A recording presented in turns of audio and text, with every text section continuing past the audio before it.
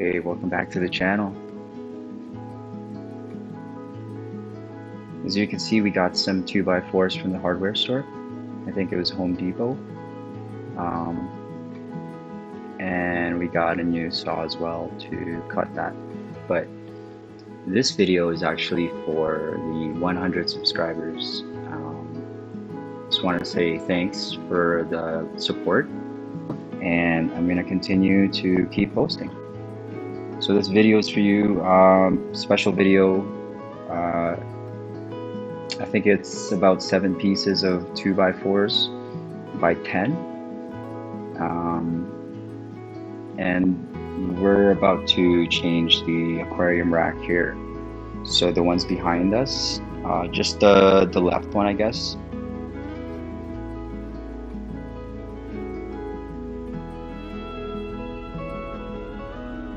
And the reason is because like the 30 gallon that's up there is like 300, 400 pounds just because of the glass too, water plus the glass. And that's pretty much the maximum, load that it can hold.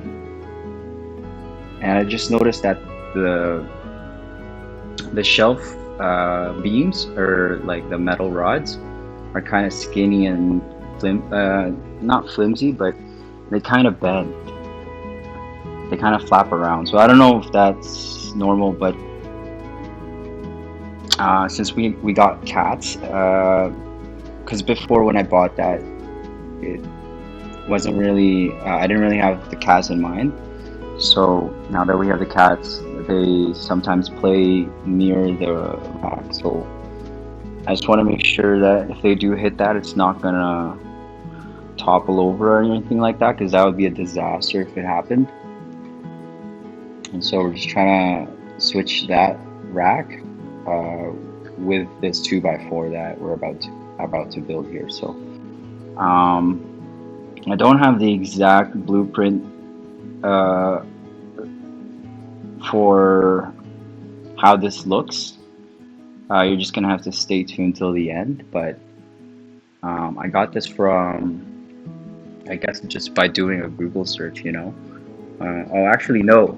I think I used ChatGPT for this. I was trying to figure out like a very strong and sturdy like DIY aquarium rack with the dimensions that I was looking for, and with the tanks that we have. So we have we have a 40 at the bottom, the 40-gallon pond, and then we have the 30-gallon glass aquarium at the top.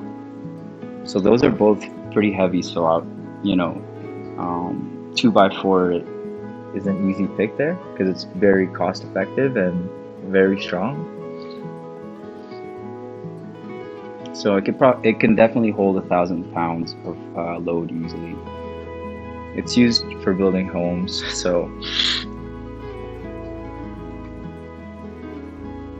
it's a good pick. But yeah, as you can see here, like, it would have been nice if we bought the circular saw, I think, the table saw, because that would have given me more better support and more precise cuts. But I went for this one instead.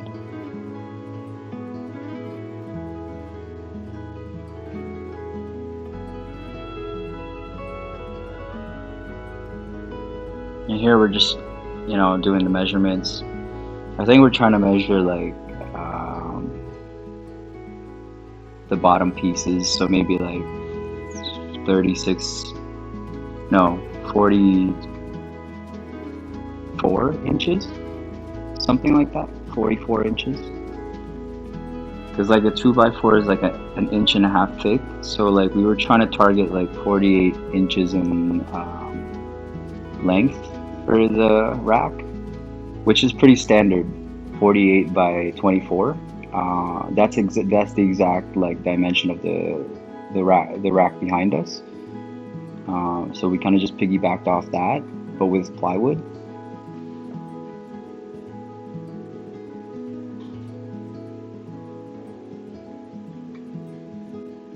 And the design that we went with is pretty good because the plywood is on top of the supporting um,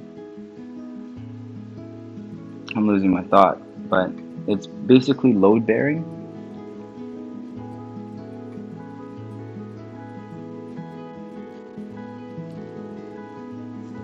So I think that's just the second piece that we cut there. I think maybe we have like two more pieces to go before we move on to the next cut size. But yeah, I just like to keep things clean. As you can see, we were also using Ryobi vacuum. And that's been kind of like a trend since we got the vacuum. Everything else kind of, you know,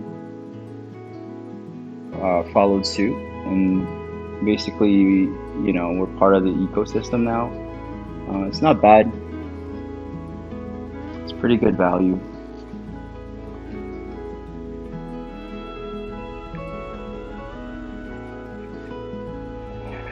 But yeah, my cuts were not straight, by the way. So some of the, you know, finished product were kind of like a little bit off. Like you could see, like maybe I was trying to like check the cut there.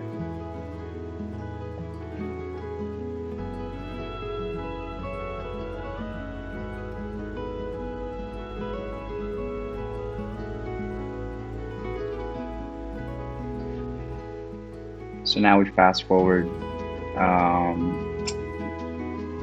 to where we formed the frame. And again, we're using a Ryobi drill here to get the job done.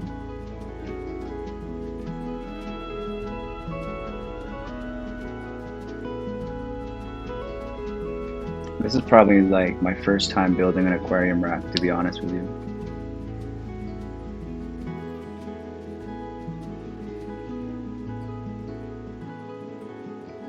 Because I usually buy the metal welded ones.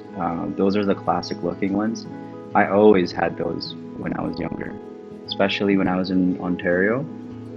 I think I had a 75 gallon. That was the biggest I ever had.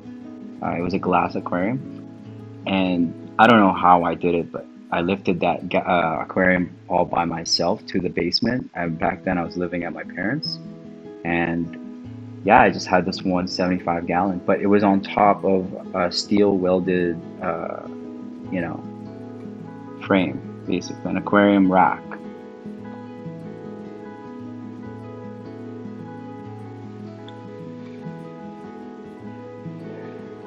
Just to give you guys an idea, what setup that was, it was a breeder type setup, so it was bare bottom.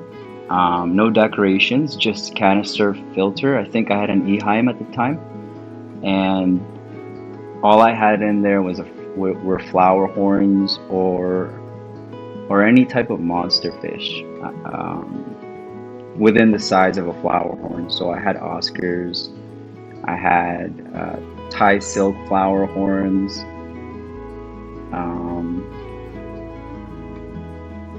I think I kept Jack Dempsey's at one point, Arowana, the Giardini ones. But not all together, by the way. These are all separate times, separate periods of times. And I think I never kept bettas at that point, though. Not like I do now, but I was more into those kinds of cichlids, I guess.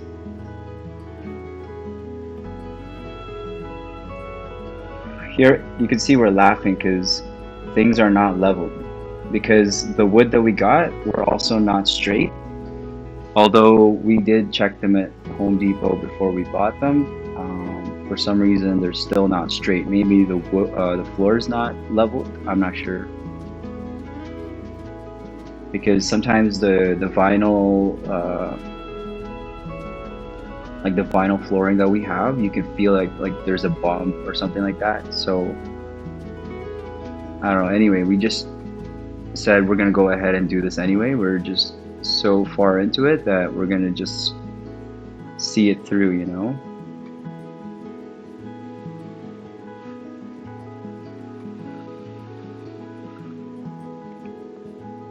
Yeah, I didn't want to drill it too hard, so I was just, you know, gauging it there. But these are construction screws as well, so they're very well made.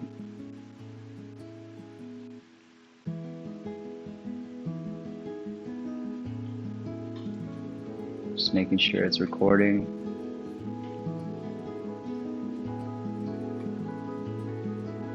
Like if you look inside, I was trying to, you know, design it so that it would fit the 40-gallon tub in there, but so I gave it like an extra inch on each side, but it turns out it still didn't you know, provide enough space for the tub. It was actually scraping the sides when I put the tub in. So now I just have it on a support basically. So it's basically like elevated off the ground.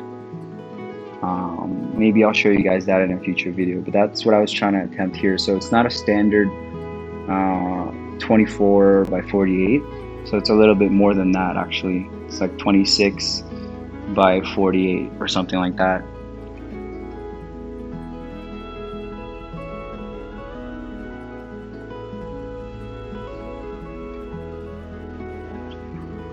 But the height is 36 because you know, the metal shelf was also 36 because the total height of both shelves was 72. So since I was only trying to build half of that, I went with 36.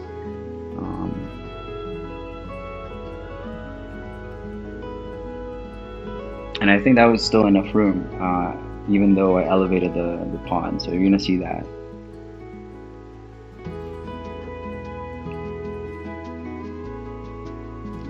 But yeah, this is a very long video. I apologize.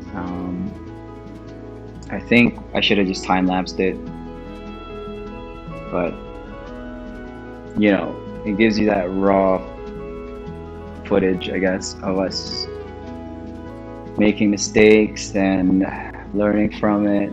You know, that comes with everything that you try very first time, in my opinion. But we had fun doing it, and I think that's what mattered most.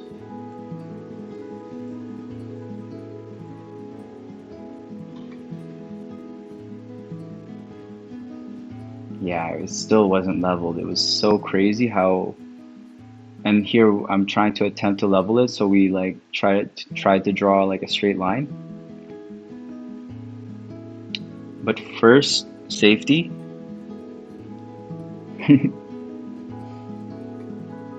That saw right there was so bad. I actually regret buying that. It was like less than $10. I should have, you know, put in $10 more and got a better quality saw, but it is what it is.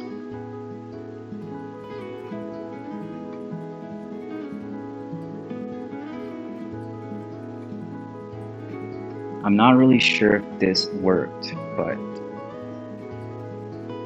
I only cut like a little bit of it, as you can see right there.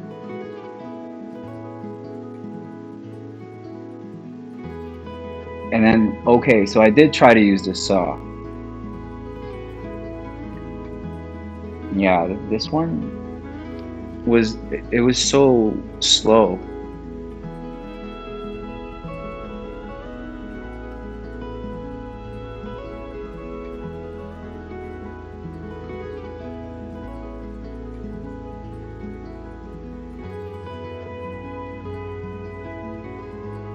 Yeah, building an aquarium this way is not recommended, by the way. You have to get a saw for sure.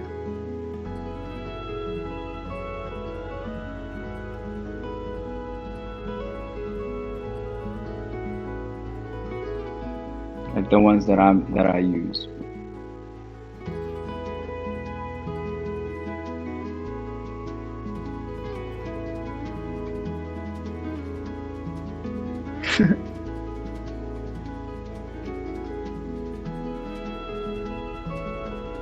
That one was kind of leveled.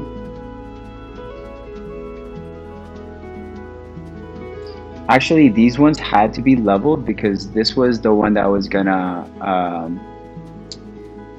support uh, the the sheet, the plywood sheet that we bought as well. So this had to be leveled. I think the frame we were okay that it wasn't leveled because this was going to be the supporting beam, I guess.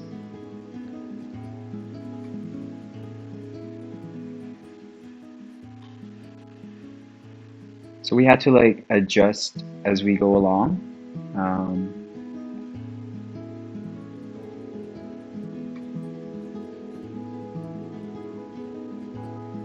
I'm not sure why I went that slow. I think because it was like pulling out the plywood, so we had to like make sure it was like seated properly there because actually at the end I ended up getting shims. I think it's gonna show you that here in a bit. But yeah, I got some shims. Um, and then I used some wood glue as well. I should have used the wood glue when I was screwing in the beams, but it was just too late at that point.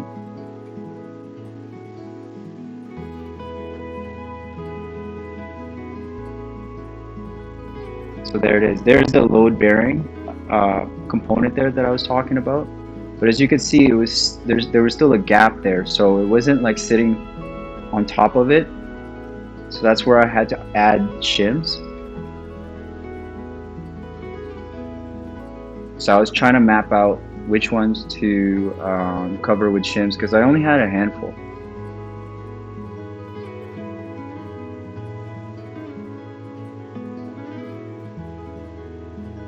And then there's the plywood sheet right there.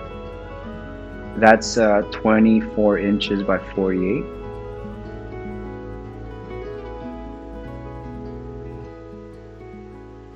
And this plywood is actually good for aquariums. So if you're trying to get an aquarium type of wood, like plywood like this, it has to be a specific type. Oh, I wish I knew what it was called. But you could just, I'll probably, you know, talk about that in another video as well. But before that, I had like pressed wood or something like that. It looked like corkscrew. That sort of wicks moisture, or that kind of absorbs moisture, and over time, it you know, it's not a good support if you're gonna use it for your aquarium. You want something like waterproof. So maybe like uh, I should have sealed this frame, but I didn't have any sealant. All we had was this outdoor paint, but the outdoor paint was water resistant and mold resistant, so I think it's good enough.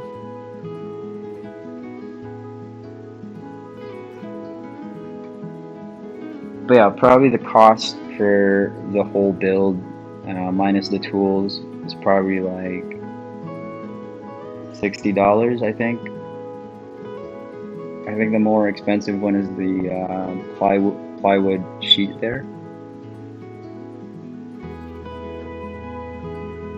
But yeah, we bought screws, wood glue, the 2x4s, 7 of them. So it takes about 7 pieces to build this. If you're ever wondering. And you know, at our local hardware store, you can get one free cut, but every cut after that is about like $1, I think. So that's when we decided to just buy the circular saw.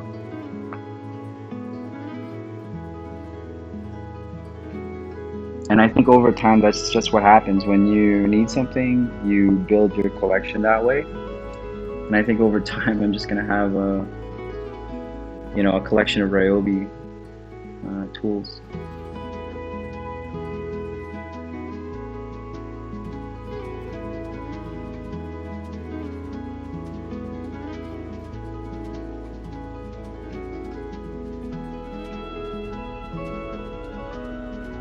But yeah, this will definitely help transfer the load better.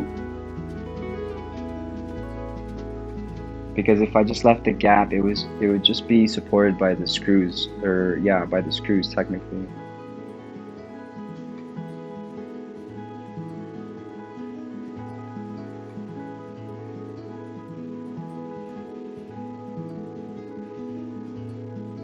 Now, the example that I was following here, he actually installed a supporting beam.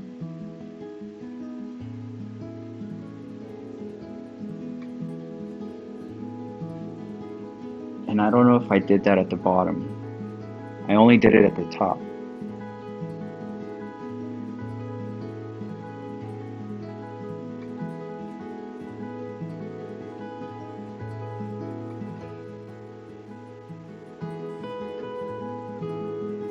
Yeah, now that I know that the pond wouldn't fit inside the bottom frame there, I should have just put 2x4 supporting support basically. That's okay.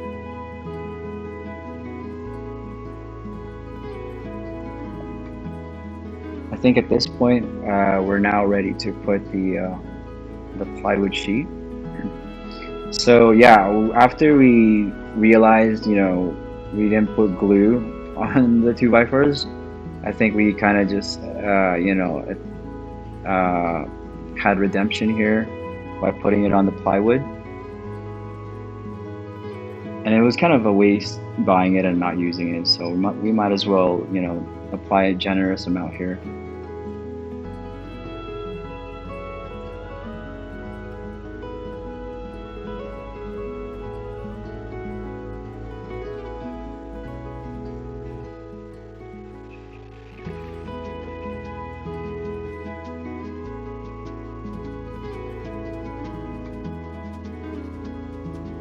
Yeah, this is the plywood beams that I was talking about here. I put 3 of them because the aquarium's gonna be sitting on just 2 of them if I didn't put.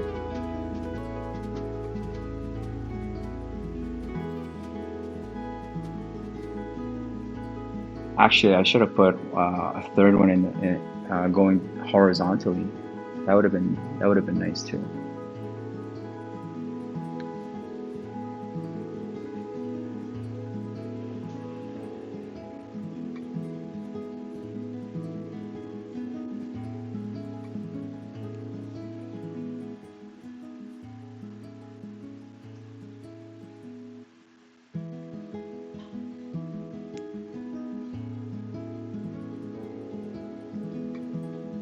Now, the reason why we also went with with these dimensions is because obviously it's standard,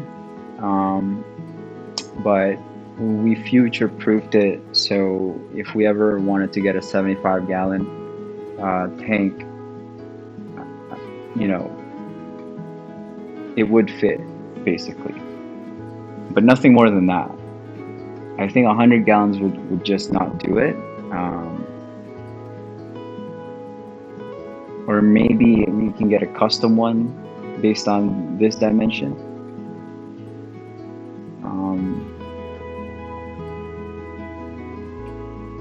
But yeah, for now it's just for the 30-gallon, but if I ever decide to get a 75-gallon, it's possible.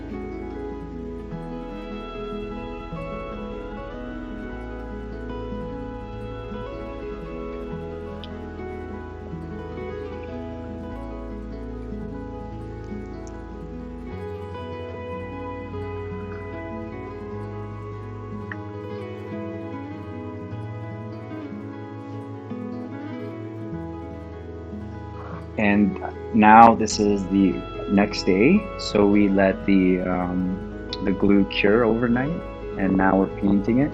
So I mentioned earlier this was basically outdoor paint, outdoor rated paint.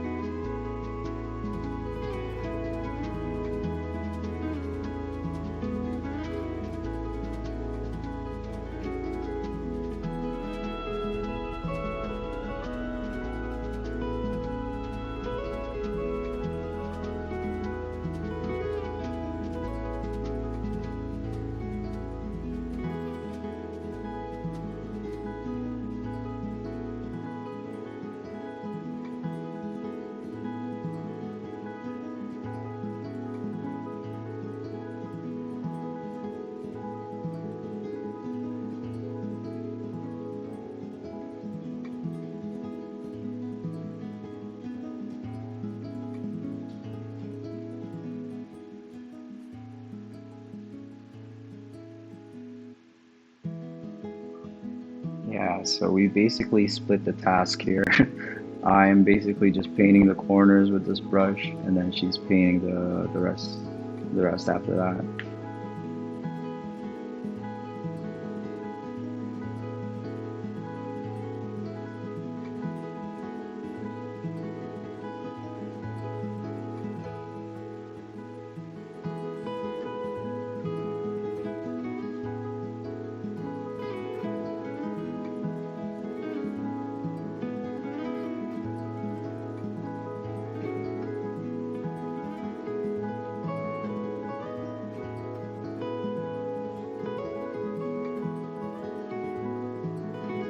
That mason jar right there, by the way, is the paint.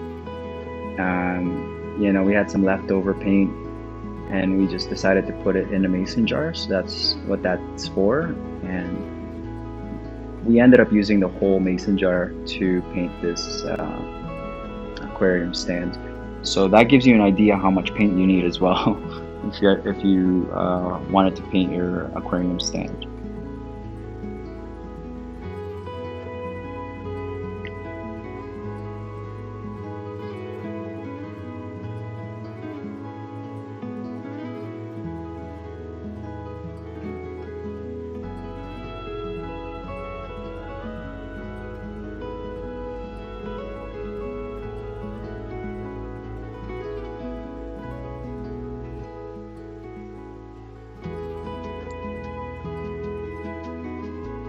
I think after the stand was built, I leveled it, and surprisingly, it was all leveled from four sides, I think.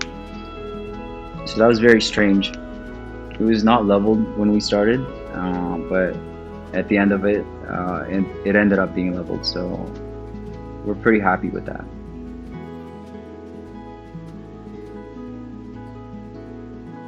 Now the next problem is where we put the stand, because even though the stand is okay, the floor for some reason is not leveled. It's so weird.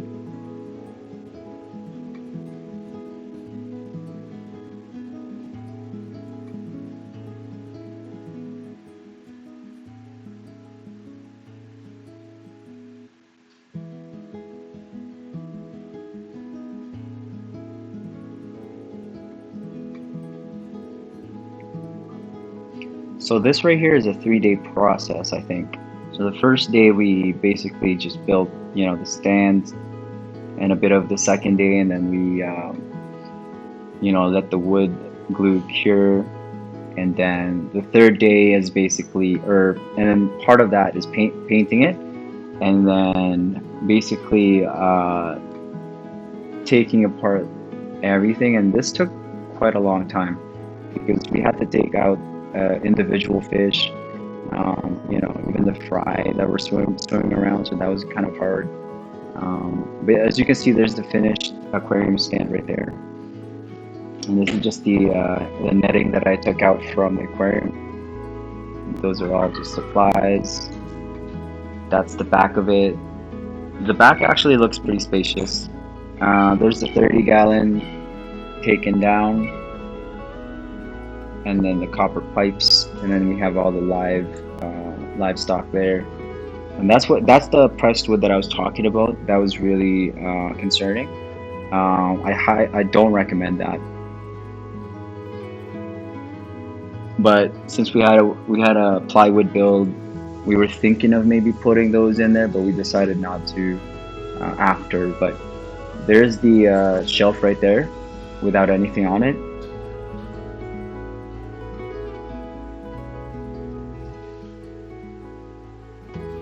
It's still very good. I just don't think it's good for aquarium. Maybe for storage space or something like that.